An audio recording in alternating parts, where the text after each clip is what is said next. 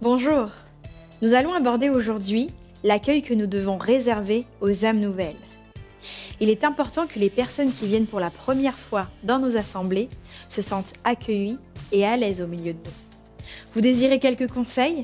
Alors écoutons attentivement Franck Alexandre.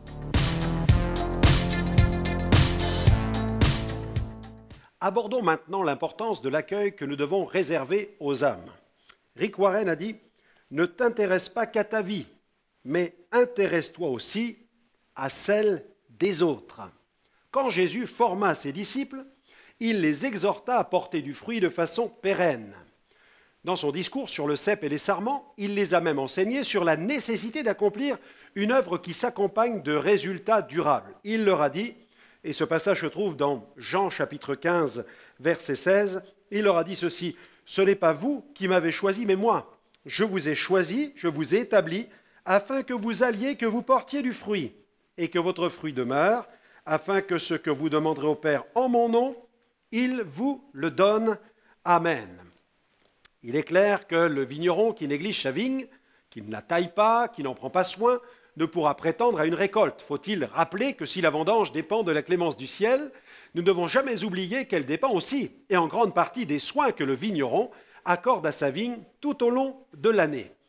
Selon Jésus, un vrai service doit viser la gloire du Père céleste. Il a dit à ses disciples, dans Jean 15, versets 7 à 8, « Si vous demeurez en moi, et que mes paroles demeurent en vous, demandez ce que vous voudrez, cela vous sera accordé.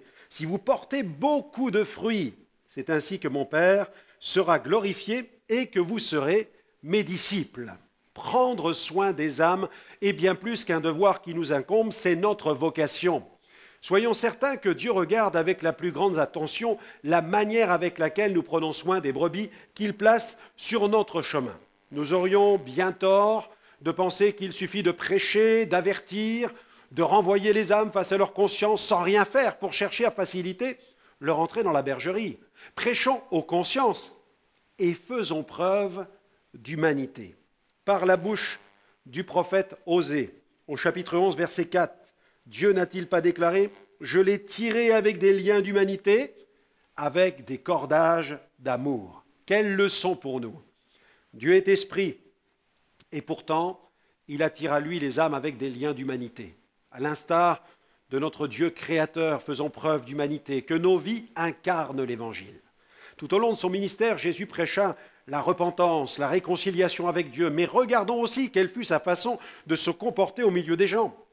Il a nourri la foule affamée, il a guéri les cœurs brisés, il a reçu la plainte du malheureux, il a guéri le malade, libéré l'esprit tourmenté, il a pardonné les péchés. Il a prêché le message du royaume et accompli les œuvres du royaume. Jésus a eu des discussions, des entretiens, et il a rendu des visites à domicile. Tel un bon berger, il a pris soin des brebis que le Père lui a confiées. Il nous faut bien comprendre ceci. Renouons avec l'hospitalité. Le fait de prendre soin des âmes passe tout d'abord par une volonté de les accueillir. Non seulement les portes de nos églises doivent être largement ouvertes à ceux qui cherchent Dieu, mais nos cœurs doivent l'être aussi. En grec, le mot hospitalité, philoxénia, signifie amour des étrangers. Ce terme évoque la bonté, l'amour que doivent manifester entre eux les êtres humains en s'accueillant les uns les autres. La vertu de l'hospitalité est hautement louée dans le Nouveau Testament. Elle est d'ailleurs énumérée parmi les œuvres de charité par lesquelles nous serons jugés. Au cours de son ministère terrestre, Jésus a beaucoup bénéficié lui-même de l'hospitalité. Dans plusieurs de ses paraboles, il la considère d'ailleurs comme étant très importante. N'ayant pas lui-même de domicile fixe, il fut souvent invité. Ce fut aussi l'habitude de Paul que de visiter les Juifs et de demeurer chez eux au cours de ses différents voyages missionnaires et de ne demeurer chez les gentils qu'en cas d'inhospitalité de la part de ses frères d'origine juive. L'hospitalité de Dieu fut une partie essentielle du message de Jésus. L'hospitalité est un outil d'évangélisation dont l'efficacité n'est plus approuvée. Il est évident que les chrétiens qui ouvrent leur maison à leurs voisins conduisent davantage d'âmes au Seigneur que ceux qui vivent repliés, reclus chez eux. Ouvrir la porte de sa maison, c'est un vrai signe d'ouverture à l'égard des autres. C'est aussi un excellent moyen de manifester l'amour de Christ. Il y a dans les Écritures de nombreux témoignages d'hospitalité, que ce soit dans l'Ancien Testament que dans le Nouveau Testament. Rappelons aussi que le mauvais riche de la parabole de Luc chapitre 16 violait gravement la loi de l'hospitalité. Le Nouveau Testament enseigne ce que doit être l'hospitalité chrétienne. Ce devoir est d'autant plus agréable qu'une merveilleuse promesse lui est attachée. En effet, en exerçant l'hospitalité, certains ont même accueilli des anges chez eux. Si le travail de suite vise à effectuer des visites à domicile, nous devons cependant aussi veiller à ce que nos églises et nos demeures privées soient hospitalières. C'est une mentalité qu'il nous faut développer, une culture qu'il nous faut retrouver. Ensuite, enclenchons un processus d'assimilation. L'assimilation est le processus qui consiste à permettre aux visiteurs de se sentir non seulement les bienvenus dans une assemblée, mais aussi de s'y intégrer progressivement. Malheureusement, encore trop d'églises locales ne comprennent pas que le travail de suite commence dès le franchissement de la porte de la salle de culte. À vrai dire, il commence au moment où le visiteur cherche à identifier la salle, lorsqu'il pose son regard sur la façade ou surfe sur les pages du site web de l'assemblée. Le travail de suite commence déjà là. Nous devrions toujours garder à l'esprit que l'homme regarde à ce qui frappe les yeux. C'est pourquoi il nous faut veiller à l'aspect extérieur de nos locaux, à nos affiches, à nos panneaux, à nos enseignes. Ils doivent être contemporains. Il faut le reconnaître, certaines façades n'invitent pas à entrer, et pire encore, certaines atmosphères d'assemblée n'invitent pas à rester. Les statistiques dont nous disposons ne peuvent que nous interpeller sur la nécessité de mettre au point une stratégie adaptée concernant le suivi des âmes, ces âmes nouvelles qui manifestent un intérêt pour la foi en Jésus. Regardez ce que nous dit cette statistique. On estime que 75 à 85% des personnes ne persévèrent pas dans leur désir de fréquenter l'église locale au cours de la première année. Les raisons de ce retrait sont les suivantes. Pour 1%, le décès. Pour 2%, le déménagement. Pour 5%, le développement d'autres amitiés. Pour 9%, des raisons liées à leur agenda. Pour 14%, des difficultés d'ordre personnel. Pour 68%, l'indifférence des membres de l'Assemblée. Il est dramatique de constater que ce sont les membres des églises qui portent la plus grande responsabilité. Le pasteur de Northridge Church, Brad Powell, souligne « Les gens qui parlent de quitter votre église pour des raisons négatives vont faire en sorte de décourager ceux qui voudraient la fréquenter. » Faisons ce qui est en notre pouvoir pour tordre le cou aux statistiques. Comment? Eh bien, en optant pour un environnement de type que je qualifie « welcome », un environnement de type « soyez les bienvenus chez nous ». Ceux qui viennent pour la première fois dans une église devraient se sentir tout de suite les bienvenus. Pour répondre à cette exigence, il est nécessaire de soigner plusieurs choses. Tout d'abord, l'accessibilité. Ceux qui cherchent une assemblée doivent pouvoir la trouver facilement. La façade du bâtiment doit être aisément identifiable, de même que l'équipe de placiers affectés au parking des véhicules. Souvent, ils portent des gilets jaunes fluo, vous l'avez peut-être remarqué dans certaines assemblées. Le besoin de placiers n'est pas toujours lié à la taille d'une assemblée. La configuration du quartier et la relation avec le voisinage obligent certaines assemblées à user de ce type de service. Donc, soulignons l'accessibilité. C'est quelque chose d'important dans le travail de suite parce que nous accueillons les âmes. Ensuite, le look. Le look et le contenu du site web, tout comme l'aspect extérieur du bâtiment, doivent donner envie d'entrer. En communication, tout le monde sait qu'une image égale 1000 mots. Ensuite, il y a les horaires et les infos. Il est toujours appréciable de pouvoir lire à partir de la rue le panneau sur lequel figurent les horaires de réunion, quand c'est possible, bien sûr. Et puis, il nous faut aborder aussi une autre question très importante, la question des handicapés. Les panneaux et enseignes signalétiques facilitant l'accessibilité aux handicapés doivent être identifiables, de même que les places qui leur sont réservées, tant sur le parking qu'au sein de l'Assemblée. Espace pour les fauteuils roulants, WC adaptés, signalétique suspendu. L'ascenseur, dans certains cas, s'impose, des rampes, des marquages au sol. Tout un défi pour les églises d'aujourd'hui avec toutes les exigences de la loi à l'égard des lieux qui reçoivent du public.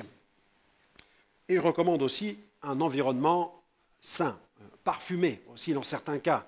Parce que s'il est un domaine qui est trop souvent négligé, c'est bien celui de l'odeur. Certaines personnes y sont très sensibles. Certaines odeurs d'humidité sont difficilement supportables. Il est vraiment dommage de ne pas veiller suffisamment à éliminer ces odeurs, de renfermer en posant tout simplement ces petites prises qui dégagent un parfum tellement agréable. Ce sont des choses très pratiques que j'aimerais vous communiquer maintenant. Et puis un accueil de qualité. Un accueil de qualité, le personnel d'accueil. Le personnel qui a la responsabilité d'accueillir les membres de l'Assemblée et les visiteurs doit être formé à cet effet. Une tenue correcte est exigée. Bien entendu, il ne s'agit pas de s'habiller en tenue de cérémonie, mais hommes et femmes doivent veiller à la sobriété de leur tenue vestimentaire. Notons également qu'une tenue négligée ne renvoie jamais un bon message. Un langage et une conduite adaptés. Nul besoin de chercher à faire la bise à tous ceux qui rentrent, surtout dans les grandes assemblées. Mettez-vous quelques instants à la place d'un visiteur qui ne connaît rien de la vie chrétienne évangélique et qui voit tout à coup se diriger vers lui un homme affichant un large sourire qui le prend dans ses bras, lui fait la bise et lui dit « Je t'aime mon frère !» Une poignée de main accompagnée d'un grand sourire suffit. Le personnel d'accueil n'a pas pour vocation de multiplier les conversations non plus dans le hall de l'Assemblée, mais de veiller à désengorger les zones de grand passage, les portes, les allées, et le but est de faciliter le placement du public dans le lieu de culte. Pour ce qui est, par exemple, des formules d'accueil, il faut faire aussi très simple. Exemple, bonjour monsieur, soyez le bienvenu parmi nous, puis-je vous remettre le programme de notre culte, je vous invite à me suivre. Un autre point, ce sont toutes les infos utiles. Avoir un point info est important. Il est toujours appréciable, lorsque les locaux le permettent, bien sûr, de prévoir un point info avec une hôtesse d'accueil disposant de tous les renseignements utiles qui concernent les activités de l'Église et permettent la prise de contact avec les responsables des divers services de l'Église locale, comme le service de visite à domicile, le département enfance, le service social. Ces choses sont importantes pour les âmes nouvelles, afin de les renseigner. Et puis, il peut y avoir un package d'infos. Le service d'accueil peut remettre à toute personne nouvelle une enveloppe contenant les éléments suivants. Un mot de bienvenue du pasteur, le programme du culte avec les grandes lignes, le programme présentant toutes les activités hebdomadaires, mensuelles de l'Assemblée, un cadeau par exemple, un petit cadeau, ça fait toujours plaisir, un stylo, un CD, un évangile, et puis des infos sous forme de présentation PowerPoint sont aussi les bienvenus dans une église, surtout pour les personnes nouvelles, pour qu'elles comprennent quel est notre fonctionnement. Face au surcroît des programmes dans les assemblées, il est nécessaire de rassembler toutes ces infos et de les communiquer avec des visuels sous format PowerPoint et d'être sobre dans le domaine. Ces présentations vidéo peuvent être commentées par une personne en charge des annonces de la semaine. Et puis, je recommande aussi une bonne atmosphère, une atmosphère spirituelle. Une chose est certaine, rien, et je dis rien, ne pourra jamais remplacer l'atmosphère spirituelle d'une réunion. Mais cela ne doit pas nous empêcher de soigner les choses que j'ai dites précédemment. Bien entendu, cela ne doit jamais nous dispenser du reste. C'est toujours une bénédiction que d'entrer dans une assemblée où les musiciens sont déjà prêts, les réglages sont terminés, le groupe a déjà répété, tout le monde est calé. Parfois, il peut y avoir aussi une musique d'ambiance, pourquoi pas, au niveau de l'accueil. Certaines églises font le choix de la musique d'ambiance dans le cadre de certaines réunions. Ça n'est pas interdit, nous disposons aujourd'hui d'une musique chrétienne contemporaine tellement riche, alors pourquoi ne pas en profiter? Et puis je recommande aussi, quand l'espace le permet, un espace réservé à la convivialité, quand la surface le permet. Il est aussi important de prévoir un espace avec, pourquoi pas, des fauteuils dans lesquels il est possible de s'asseoir, de discuter en prenant un rafraîchissement, du café, des gâteaux. Le but étant de favoriser des relations. Cela n'empêchera pas de partager l'évangile, de prier pour un malade, d'avoir un entretien, de poursuivre le travail de discussion.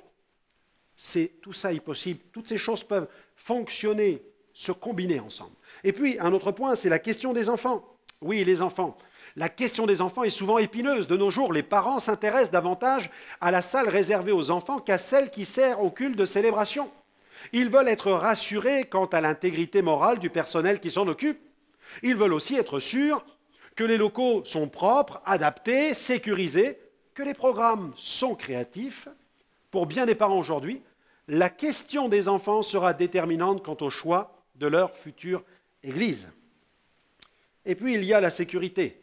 La question de la sécurité dans les bâtiments recevant du public est primordiale. Il y a eu tellement d'accidents. Les visiteurs regardent à ces éléments de très près. Certaines églises fonctionnent dans des bâtiments qui ne sont pas aux normes. Les règles élémentaires de sécurité n'y sont pas respectées, mettant le public en danger et engageant la responsabilité des dirigeants. Notez bien ceci, recourir à la visite de la commission de sécurité et tenir à jour le registre de sécurité, c'est important. Consulter les organismes agréés dans le domaine du contrôle des établissements qui reçoivent du public pour que le local soit bien ouvert et adapté pour recevoir tous ces gens qui viennent pour écouter la bonne nouvelle. Et puis, je recommande un stock de littérature et d'outils d'évangélisation gratuits. Composer un tel stock est indispensable pour pouvoir offrir des ressources spirituelles aux personnes nouvelles qui se posent des questions sur tel ou tel sujet, ou tout simplement pour offrir à ces personnes la parole de Dieu. Pour éviter le gaspillage ou une utilisation non appropriée de ce stock, le pasteur peut nommer une personne qui aura la charge de la gestion des traités, des brochures, des livres, des CD, des DVD, des Nouveaux Testaments, des Bibles, etc.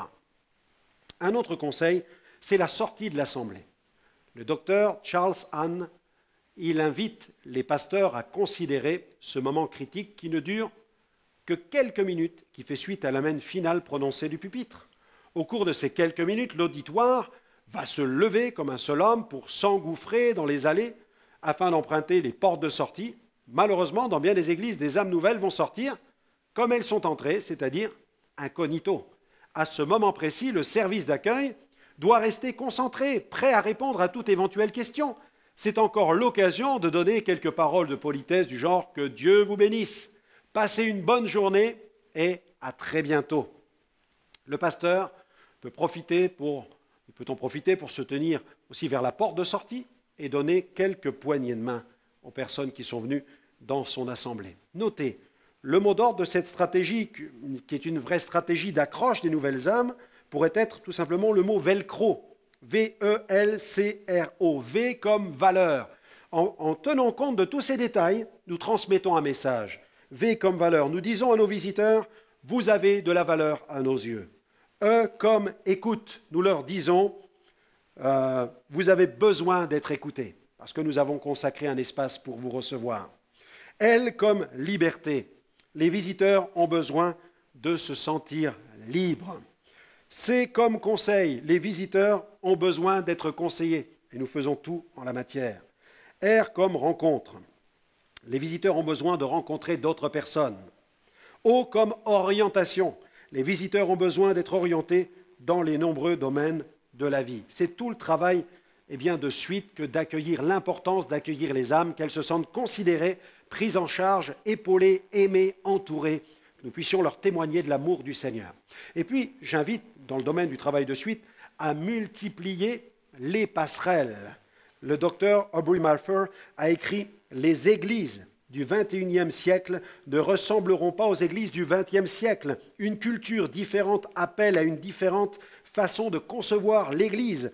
Les principes bibliques sont éternels, mais les méthodes qui servent à les communiquer vont changer de telle façon que l'Église va devenir pertinente et capable d'atteindre sa génération. » Il faut reconnaître qu'il n'est pas toujours facile pour les âmes nouvelles de passer de leur environnement quotidien à celui d'un groupe de maison ou d'une réunion publique d'église axée sur la foi. Cependant, c'est à l'Église de faire l'effort de faciliter ce passage.